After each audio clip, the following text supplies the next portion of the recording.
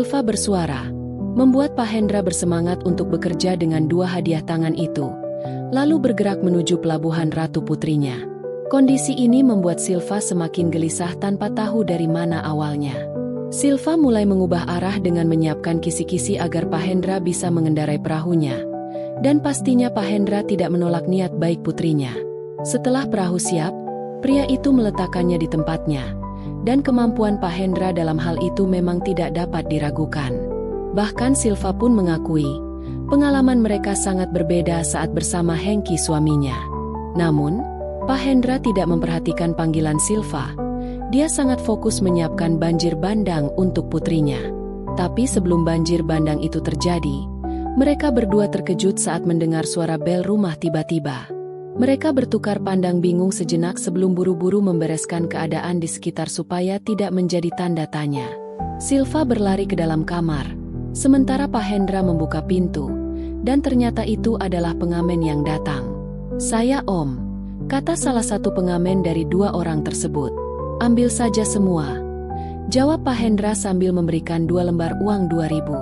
Setelah mereka bernyanyi, raut wajah Pak Hendra menunjukkan kekecewaan karena mereka tidak menyelesaikan tugas dengan putrinya. Pak Hendra kemudian cepat-cepat masuk ke kamarnya, dan tidak lama setelah itu ia terpaksa mandi lagi untuk meredakan keinginannya. Sedangkan Silva yang berada di kamarnya tersenyum-senyum di depan kaca rias, mengingat momen yang baru saja dilaluinya. Ayah ternyata lucu juga ya. Bagaimana kalau lain kali?" pikir Silva tanpa meneruskan kalimatnya. Malam pun tiba. Hengki dan Pak Hendra sedang mengobrol di teras samping setelah sarapan malam. Tak lama kemudian, Silva datang dengan membawa 3 cangkir kopi untuk mereka. "Ini kopinya, Mas, Pak." "Iya, Silva, terima kasih," sahut Pak Hendra sambil mengambil secangkir kopi di depannya. Silva sengaja duduk di samping Pak Hendra. Entah kenapa dia ingin menggoda ayahnya dengan menendang kakinya. Awalnya, Pak Hendra hanya berdehem sebagai peringatan. Namun Silva yang memang bandel terus melanjutkannya. Syukurlah, pencahayaan di tempat itu terlihat redup. Sehingga saat Pak Hendra membalas dengan permainan tangan ke antara kaki Silva, Hengki tidak curiga. Pak Hendra terus mencari-cari sesuatu, membuat Silva malah bingung untuk menahan suaranya. Untungnya, tidak lama kemudian, Hengki berkata, Pak, maaf, aku baru ingat ada pekerjaan yang belum selesai, jadi aku tidak bisa lanjut ngobrol." "Tidak apa-apa, biarkan Bapak ditemani Silva saja.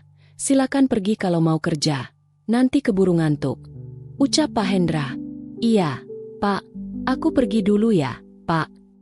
Setelah Hengki memasuki tempat kerjanya yang letaknya cukup jauh dari teras samping rumah, Pak Hendra langsung menyapa putri tirinya tanpa melakukan basa-basi. Dia langsung memberikan sambutan yang hangat, sambil tetap mengerjakan sesuatu dengan tangannya. Silva yang juga sibuk di sampingnya bertanya, "Pak, apa ini sudah terlalu berlebihan?" tanya Silva. Pak Hendra menjawab, "Silva, Bapak rasa Bapak sudah jatuh cinta." Silva tidak memberikan jawaban, tetapi pandangannya mengisyaratkan bahwa dia setuju dengan apa yang dikatakan Pak Hendra. Justru pada saat itu, Silva merasa bingung mengapa hatinya bisa merasakan hal yang sama seperti yang dirasakan ayahnya. Apakah karena Hengki selama ini tidak memperhatikan, atau karena dia terlalu sibuk? Namun, Hengki bekerja untuknya. Tiba-tiba Silva menyadari bahwa selama ini dia telah mengambil langkah yang salah. "Mau pindah, Silva?" tanya Pak Hendra. Jangan, Pak. Maaf, Pak, saya pamit dulu ya," balas Silva. Pak Hendra sekejap terkejut melihat perubahan sikap Silva yang tiba-tiba menjadi kurang bersahabat, dan merasakan adanya ketidaknyamanan setelah percakapan mereka. Dia tidak tahu harus berpikir apa lagi dan bingung dengan semua peristiwa yang terjadi. Hari-hari selanjutnya menjadi terasa monoton. Silva cenderung menghindar dan berbicara sedikit. Situasi ini berlangsung hampir 1 minggu. Pak Hendra berusaha memahami keadaan ini. Saat makan malam bertiga bersama Silva dan Hengki, dia berkata, "Besok Bapak pulang, kalian harus jaga diri baik-baik, ya." "Oh, kenapa tiba-tiba, Pak?" tanya Hengki dengan terkejut. "Iya, Bapak mendapatkan informasi bahwa ada sesuatu yang mendesak harus diselesaikan di pabrik. Ucap Pak Hendra sambil sesekali mencuri pandang ke arah Silva yang hanya menunduk. Silva sebenarnya juga sangat terkejut, tetapi ia mencoba menyembunyikannya. Ia merasa bingung dan tidak ingin membiarkan perasaannya terhadap Pak Hendra semakin dalam. Dia masih berusaha berpikir jernih dan ingin menjaga pernikahannya. Sementara itu, Pak Hendra merasa jatuh cinta, tetapi ia tidak ingin memaksakan keinginannya. Ia memutuskan untuk menyimpan perasaannya dan berharap perpisahan ini bisa mengubur rasa cintanya selamanya.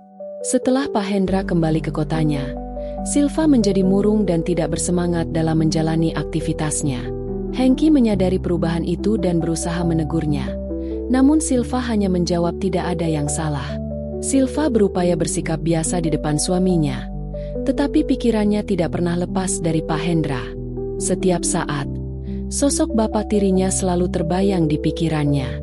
Jika ia sendiri di rumah, Silva sering melamun mengenang semua kenangan bersama bapak tirinya dan jarang sekali bayangan Hengki, suaminya, terlintas di hatinya.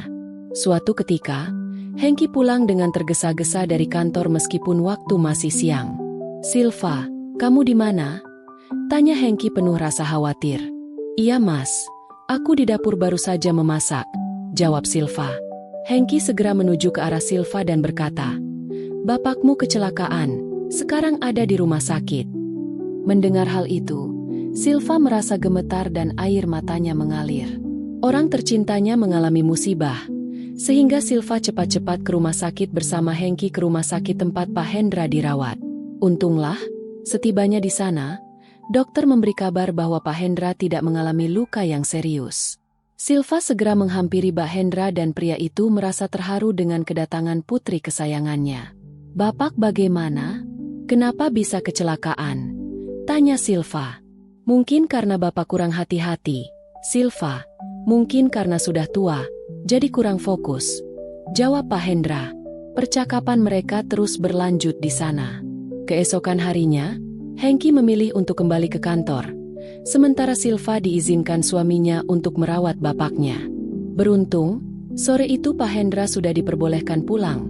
Ia sebenarnya sudah bisa berjalan sendiri, tetapi ingin menggunakan kesempatan ini, sehingga ia meminta Silva untuk membantunya. Hatinya terasa damai karena Silva masih bersedia menemaninya. Begitulah perasaan Pak Hendra hingga suatu malam ketika Silva yang lelah tertidur saat menemani Pak Hendra menonton televisi. Dia menggendong putrinya ke kamar dengan hati-hati dan meletakkannya di tempat tidur.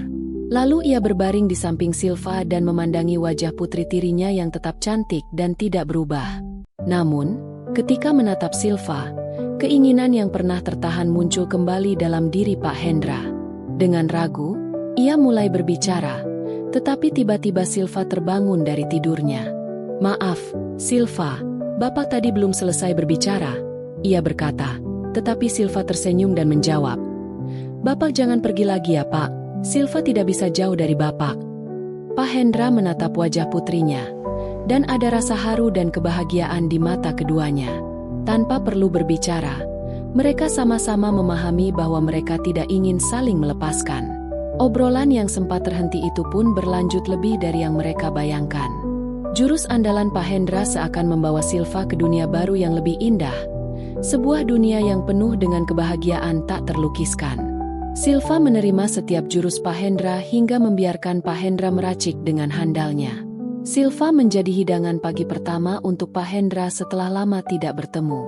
Suara Silva menandai awal dari perjalanan berharga mereka. "Tunggu sebentar, Pak." "Kenapa?" tanya Pak Hendra. Tanpa memberikan jawaban, Silva melangkah untuk mengambil perahu layar yang ada di tempat parkir ayahnya. Perahu itu berwarna gelap dan berkilau seperti permata, membuat Silva sedikit merasa takut memikirkannya. Ia bisa membayangkan betapa menawannya perahu itu saat berlayar di pelabuhan. Tanpa ragu, ia pun menyalurkan semua perhatiannya, sementara Pak Hendra menunggu dengan mata terpejam. Setelah semuanya siap, Silva memarkir perahu itu di pelabuhan ratunya, seolah meminta Pak Hendra untuk menyelesaikan urusannya. Dan benar seperti yang dipikirkan Silva, meskipun telah menikah dengan Hengki, ia merasa rapat paripurna itu tetap berbeda. Pak Hendra, meskipun sudah berusia tua, tetap berusaha keras dan berkomitmen untuk mengarungi perahu menuju tujuan mereka. Di tengah semua itu, Silva memberi semangat bagi bapaknya, berusaha menciptakan perubahan untuk kebaikan bersama. Ternyata usaha Pak Hendra tidak sia-sia, karena setelah banjir besar melanda, ia berhasil membawa kebaikan pertama kalinya ke pelabuhan yang ada. Bagaimana dengan Hengki? Tanya Pak Hendra, mulai mengajak bicara setelah rapat paripurna. Sebenarnya, Silva sering merasa kecewa.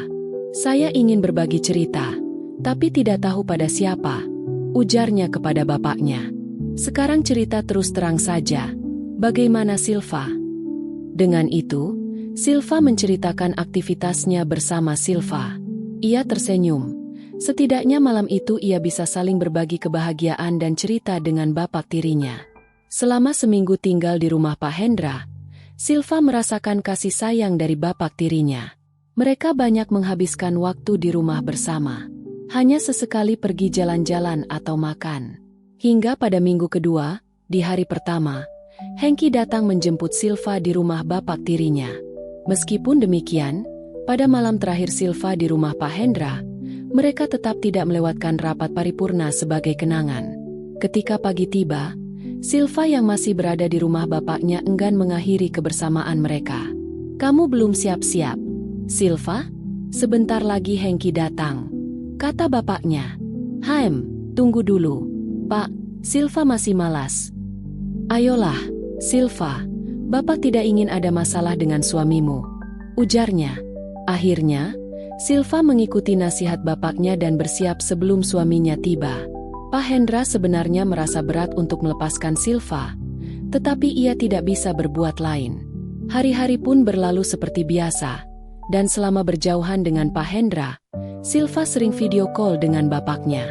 Dahulu, ia hanya menanyakan kabar, tetapi sekarang ia lebih banyak hal lain dengan bapak tirinya tersebut. Beberapa minggu setelah Silva berpisah dengan Pak Hendra, sebuah berita tak terduga datang pada mereka. Suatu pagi, Silva merasa mual dan tidak memiliki selera makan. Ia mulai curiga ada yang tidak beres dengan dirinya. Lalu ia menelepon bapak tirinya. "Apakah kamu sudah cek, Silva? Kapan terakhir kali tamu bulanan datang?" tanya Pak Hendra. "Belum, Pak. Tapi kamu rutinkan dengan Hengki?" "Iya, Pak. Biar tidak curiga." "Kalau gitu, periksa saja dulu. Biar Bapak kesana menjemput kamu," ujar Pak Hendra. Menjelang siang, mereka memutuskan untuk memeriksakan diri ke dokter.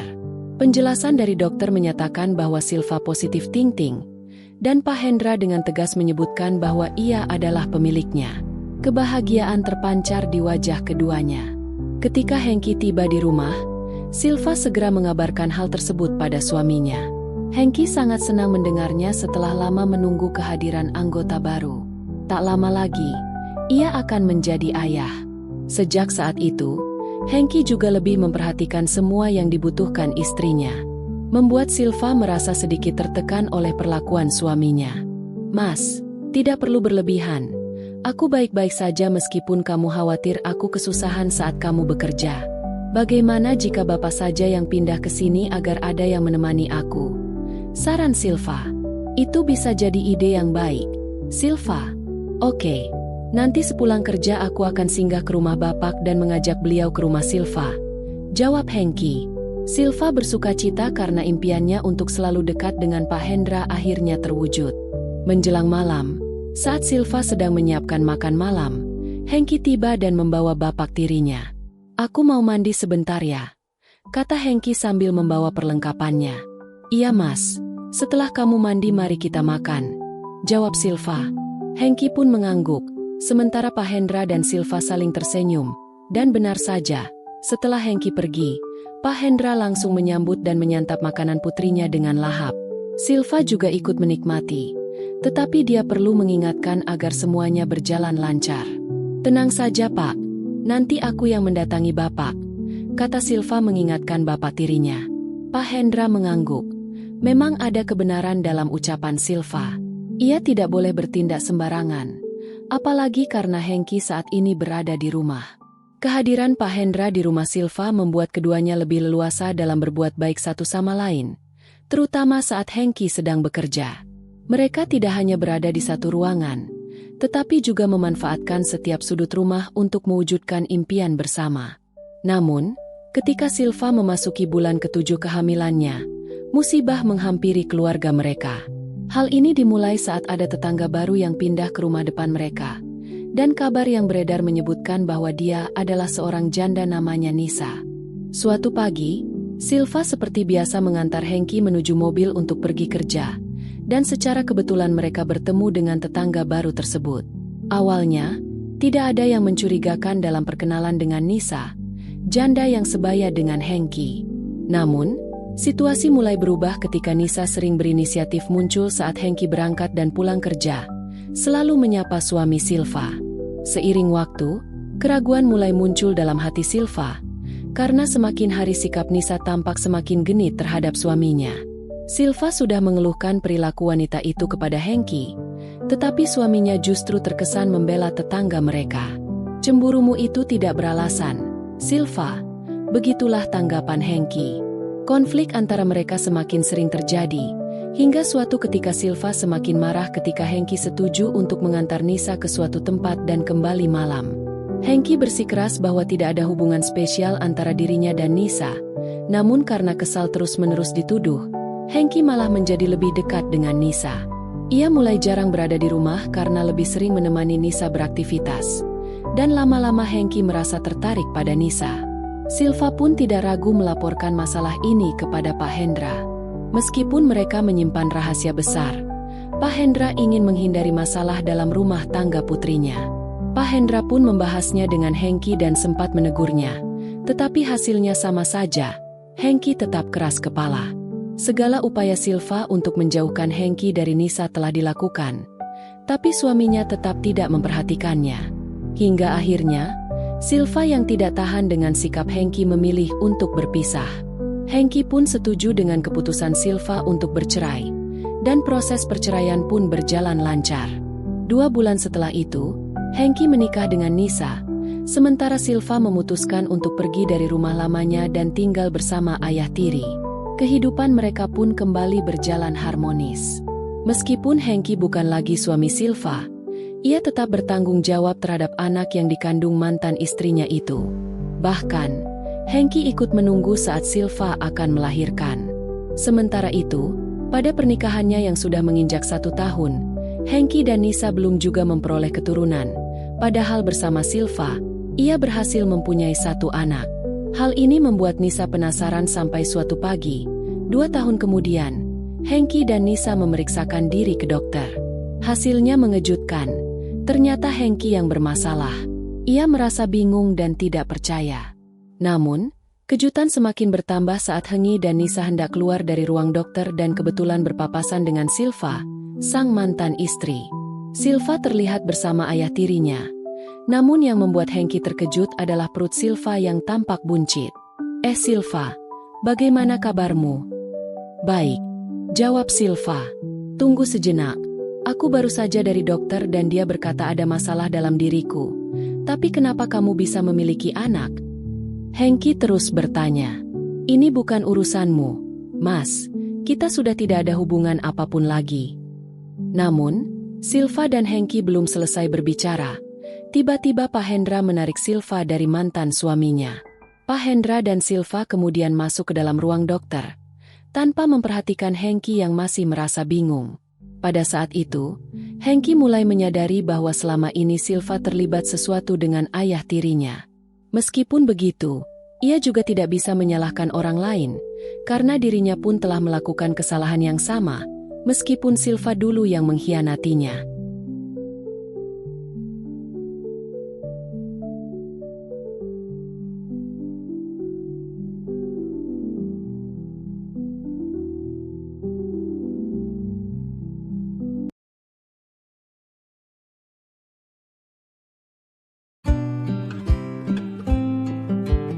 Pernahkah kau merasa terombang-ambing di persimpangan hidup, di mana setiap pilihan adalah labirin yang menguji moralitas dan kesetiaan?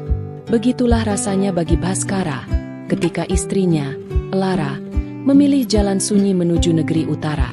Bukan demi petualangan, melainkan desakan kebutuhan yang tak terelakkan.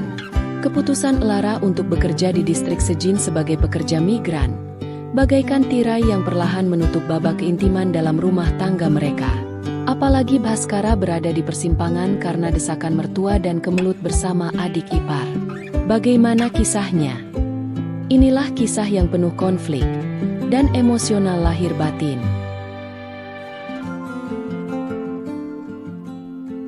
Bulan pertama mungkin masih terasa normal bagi Bhaskara, 28 tahun, suami Elara yang ditinggalkan. Rutinitasnya sebagai pengemudi kereta komuter di kota senja, begitu padat hingga celah-celah sepi itu nyaris tak terasa. Namun, seringkali, di tengah kesibukan itu, gema kerinduan yang mendalam tak tertahankan. Terpaksa ia redakan dengan kesendirian di ruang peristirahatan pribadinya. Waktu bergulir, dan ranjang ganda yang kini hanya ia tempati sendiri, mulai memicu gejolak dalam benaknya. Kegelisahan menggerogoti. Tak terpuaskannya hasrat batiniah menjadi pangkal utama kekacauan pikirannya. Namun, bukan hanya itu yang membayangi. Bayangan Elara di tanah asing tak henti-hentinya menghantui. Apakah ia merasakan hal yang sama? Bagaimana Elara mengatasi kerinduan ini? Atau jangan-jangan, godaan di negeri para pangeran berwajah rupawan itu akan menyelinap dan menggoyahkan kesetiaannya?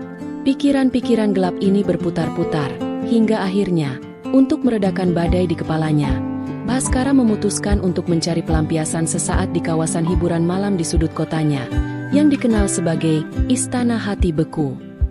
Setelah mengantar penumpang terakhirnya, kereta komuter Bhaskara melaju menuju destinasi yang ia maksud. Begitu tiba, seorang wanita paruh baya yang menjadi penjaga gerbang langsung mendekati kendaraannya. "Tuan mencari pelayanan yang standar atau premium?" tanyanya dengan nada berbisik, membuat Bhaskara sedikit bingung dengan istilah-istilah itu. "Apa bedanya, Bu?" tanyanya. "Standar 200 koin per mata, premium 350 koin per mata," jawab wanita itu. "Yang premium saja, Bu," putus Bhaskara. "Baik, tunggu sebentar di sini ya, Tuan." Bhaskara duduk di kursi depan kereta, membayangkan hal-hal yang akan ia dapatkan. Berharap malam itu tidak akan mengecewakan, karena selain biayanya yang tidak sedikit, setidaknya keinginannya bisa terpenuhi. Saat asyik melamun, suara wanita itu kembali memanggilnya. "Tuan bisa langsung ke lorong Edelweiss, bilik nomor 7 di sebelah kanan." Bhaskara mengangguk, lalu melangkah menuju bilik yang dituju. Sebuah ruangan sederhana, dengan pintu kayu yang usang termakan usia. Ketika ia membukanya, terlihat seorang wanita tengah bersantai di atas dipan, seolah menunggu kedatangannya. Tanpa basa-basi, Bhaskara segera bersiap. Hatinya penuh antisipasi. Ia mendekat. Namun alangkah terkejutnya Bhaskara saat menyadari siapa wanita itu. Dia adalah Adelia, adik kandung dari istrinya, Lara, yang tinggal serumah dengannya. Bhaskara terkesiap, namun syukurlah, Adelia rupanya bermaksud bercanda. Ia tersenyum dengan mata tertutup kain. "Aku malu, jadi tidak masalah kan kalau aku tidak melihatmu?" ujarnya. Bhaskara tak menjawab, khawatir suaranya akan dikenali. Akhirnya, tanpa membuang waktu, ia melangkah maju. Kemudian, sebuah alunan syahdu terdengar. Suara yang sering ia dengar ketika mereka bercengkrama di rumah. Setelah semua persiapan rampung, Bhaskara mengubah arah dan melanjutkan perjalanan itu, seperti saat ia berlayar bersama Lara. Jujur diakuinya, pengalaman ini terasa sangat berbeda. Bukannya mudah, justru sedikit lebih menantang. Mungkin karena usia Adelia yang masih sangat muda, dan tentu saja, energinya yang masih penuh. Dalam temaram cahaya, Bhaskara dapat melihat raut wajah Adelia yang tampak gelisah. Entah ia senang, atau justru sebaliknya. Meski demikian, Bhaskara terus melanjutkan perjalanan itu, meski sesekali tersendat, mungkin karena medan yang berbeda. Namun, karena ia sudah lama kehausan, baru beberapa kali berlayar, Bhaskara tiba lebih dulu, menaburkan benih kebaikan pada wadah itu. Setelahnya, sesaat setelah mengatur kembali napasnya, Adelia membuka penutup matanya. Ia terkejut tak percaya, karena yang sedari tadi bersamanya adalah kakak iparnya. "Hah? Kak Bhaskara?" Iya, ini aku, Adelia. Ayo pulang."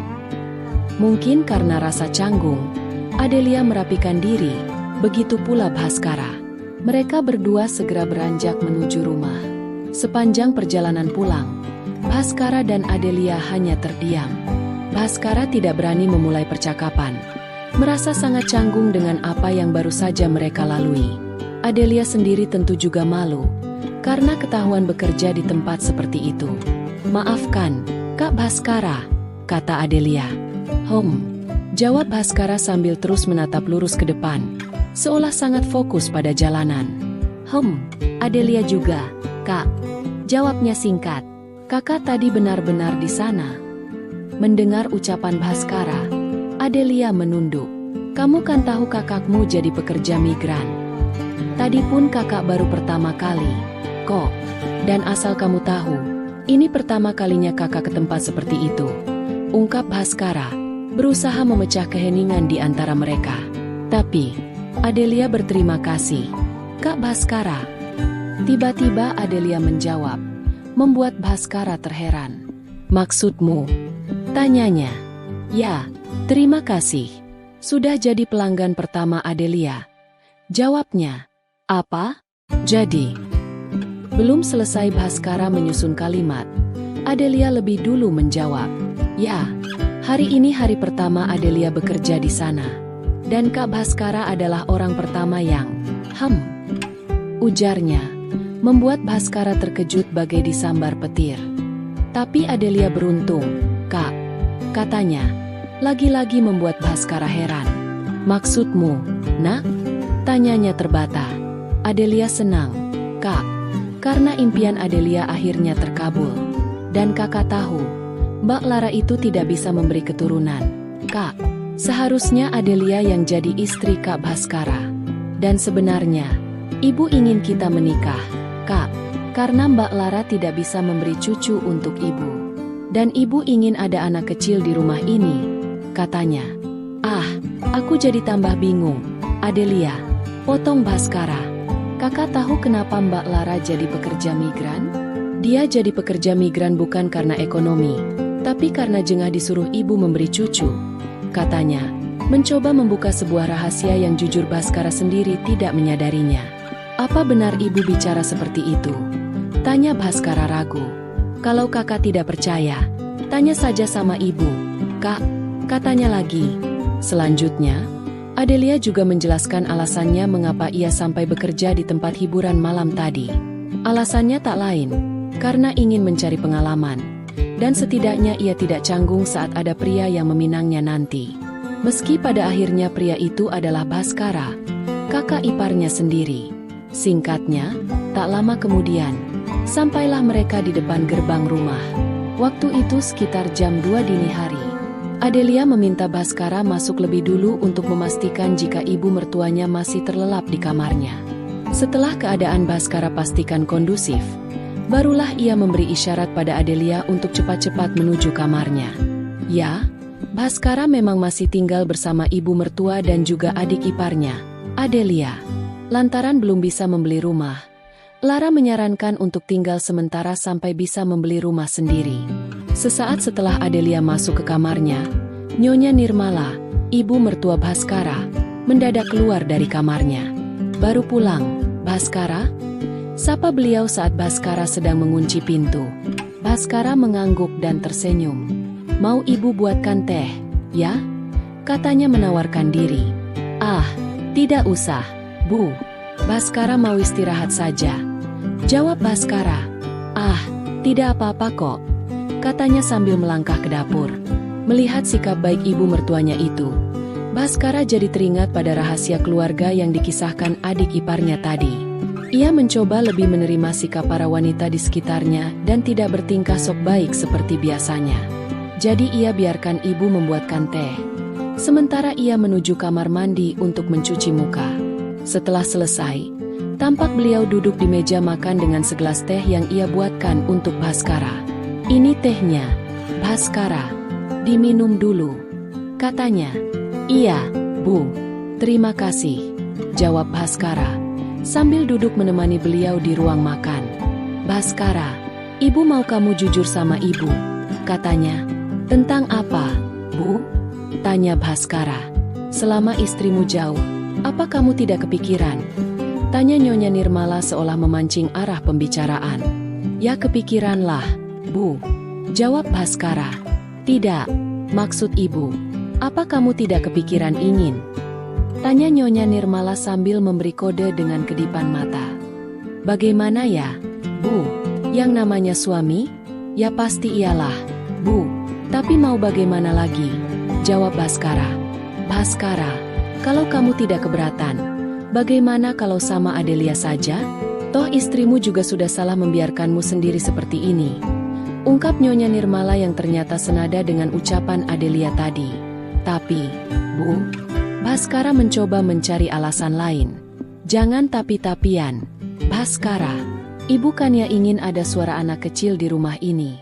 Kamu kan tahu sendiri, sudah lebih dari 2 tahun istrimu tidak bisa. Toh, Nyonya Nirmala sepertinya sudah mulai mengungkapkan maksud yang sebenarnya. Baiklah, Bu, Bhaskara akan bicara sama Adelia nanti, kata Bhaskara. Ibu tersenyum kepadanya. Dan beliau pun tampak sangat bahagia. Sabar, Bhaskara. Ibu tahu kamu sudah lama tidak. Itu wajar. Ibu yang sudah tua saja masih ingin kok. Hihihi, kata Nyonya Nirmala sambil tertawa dan membuat Bhaskara tersipu. Tapi setelahnya, mendadak beliau beranjak dan mendekat ke arah Bhaskara. Nanti kalau kamu mengantuk, istirahat di sana saja ya, ujar Nyonya Nirmala sambil menunjuk kamarnya. Sontak Bhaskara terkejut, sekaligus heran. Memangnya kenapa toh, Bu? Pokoknya ada saja. Hihihi, jawab beliau sambil mengambil gelas teh di hadapan Bhaskara yang telah kosong. Beliau membawa gelas itu ke dapur meninggalkan Bhaskara, yang masih berpikir tentang ucapannya itu. Kenapa ibu bicara seperti itu? Apa jangan-jangan ibu juga? Tidak, pikir Bhaskara menggeleng, menepis pikiran ganjil itu. Bhaskara lantas beranjak menuju kamarnya, mengabaikan ucapan ibu mertuanya tadi. Tapi ketika ia baru sampai di depan pintu, secara bersamaan, Nyonya Nirmala mematung di depan pintu kamarnya. Beliau tersenyum saat Bhaskara menoleh. Lalu secara mendadak beliau memanggilnya. Bhaskara, sini, katanya sambil melambaikan tangan. Lalu melangkah masuk. Bhaskara sempat terdiam beberapa saat. Entah kenapa, lagi-lagi ia harus dihadapkan pada pilihan yang begitu sulit.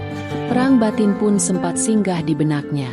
Tapi, jika ia pikir lagi, bukankah beliau hanya memintanya untuk menemaninya saja? Setelah menimbang-nimbang, akhirnya Bhaskara memutuskan untuk menemui ibu mertuanya di kamarnya. Ia membuka pintu, dan tampak beliau duduk di depan meja rias dari kayu. Tapi, melalui cermin rias itu, tampak beliau memperhatikannya seolah memberi isyarat sunyi untuk menutup pintu.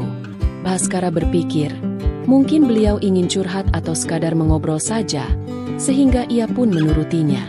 Tapi setelah menutup pintu dan berbalik, secara bersamaan beliau beranjak dari kursinya dan serta-merta memperlihatkan anugerah yang tampak memudar karena usia.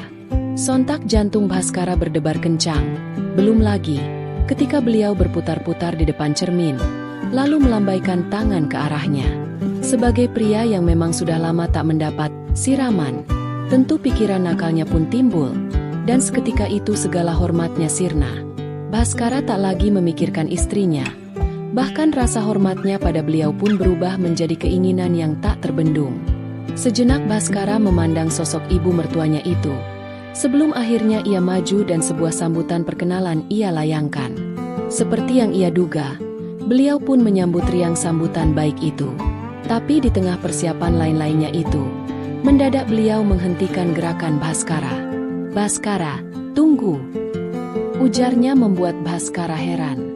Kenapa, Bu? Di situ saja, sahutnya sambil menunjuk ke arah dipan di sana. Hati Bhaskara lega, karena sebelumnya ia kira beliau akan marah dengan niat baiknya itu. Akhirnya, tanpa harus berpikir 2 kali, Bhaskara pun membawa beliau ke singgasana. Benar-benar tak ia sangka. Rupanya beliau begitu tidak sabaran orangnya. Pasalnya, baru saja Bhaskara duduk di tepi dipan, mendadak beliau mengambil inisiatif. Sontak saja, Melody pun bergema. Karena beliau begitu bersemangat sekali, Bhaskara pun tak ingin melewatkan berkah dan rezeki itu. Setelah ibu mertuanya selesai, segera ia membalas kebaikan tersebut dengan penghormatan sebisanya. Tak lupa ia melanjutkan perjalanan, lalu memberi perhatian lainnya. "Cukup lama ya, Bhaskara," ujarnya. "Bhaskara usahakan, Bu," sahutnya. Mendengar hal itu, Bhaskara mulai melaju secara konsisten. Tampak beliau begitu ceria. Jelas berbeda dengan waktu-waktu biasa. Bhaskara bisa memaklumi. Mungkin memang sejak dulu beliau mengharapkannya, tapi mungkin beliau ragu untuk mengutarakannya. Perjalanan masih melaju, diiringi melodi, pertanda banjir bandang melanda. Bhaskara tahu jika beliau tidak sampai ia tiba dulu, pasti beliau akan kecewa. Tapi karena energinya telah terkuras, ia terpaksa tiba di pelabuhan lebih awal dari biasanya. "Sudah selesai ya, Bhaskara?" tanyanya sambil mengatur napas. "Iya, Bu, maafkan ya." "Ya sudah, tidak apa-apa. Tapi besok-besok lagi minum ramuanmu dulu ya," lanjut ibu mertua sambil tersenyum. Mendengar itu, Bhaskara pun sedikit terkejut. Rupanya saat itu bukanlah untuk pertama dan terakhir kalinya. Melainkan, besok-besok beliau masih mengharapkan rezeki itu datang kembali. Singkatnya, waktu berlalu begitu cepat. Dan sesuai janjinya pada ibu mertua, akhirnya Bhaskara pun menikah dengan adik iparnya, Adelia. Perawakan Adelia memang tidak terlalu jauh dengan Lara. Dan sejak saat itu, Bhaskara sangat bahagia karena telah ada seseorang yang akan menemani di setiap ia mengalami masalah-masalahnya. Ia pun sempat pula menceritakan peristiwa yang pernah ia lalui bersama ibu mertuanya. Dan respon dari Adelia justru senang mendengarnya. Kalau Adelia sih tidak keberatan. "Kak, yang penting kakak adil. Karena Adelia juga bisa menikah. Kan berkat ibu juga. Jadi anggaplah Adelia ini bagi-bagi rezeki, Kak," ujarnya saat mereka mengobrol di ruang tamu. Dan begitulah kisah rumah tangga Bhaskara. Sepulangnya Lara dari pekerjaannya sebagai pekerja migran, Nyonya Nirmala juga telah menjelaskan yang sebenarnya. Dan respon dari Lara pun hampir sama seperti adik iparnya. Bahkan dia ikhlas, meski pada akhirnya mereka berpisah. Dan Lara pun memilih untuk melanjutkan pekerjaannya sebagai pekerja migran. Kini, 2 tahun sudah Bhaskara menjalani rumah tangga. Semua berjalan baik-baik saja. Apalagi dengan hadirnya suara anak kecil di rumahnya, semakin membuat keluarganya semakin sempurna. Demikianlah kisah yang dialami Bhaskara beberapa tahun yang lalu. Pembelajaran dari kisah ini, dalam pusaran kebutuhan dan kesepian, manusia seringkali terjerumus pada pilihan yang mengikis batasan moral. Kejujuran dan komunikasi terbuka dalam keluarga adalah fondasi, agar keinginan terpendam tidak memicu rangkaian peristiwa yang meruntuhkan tatanan.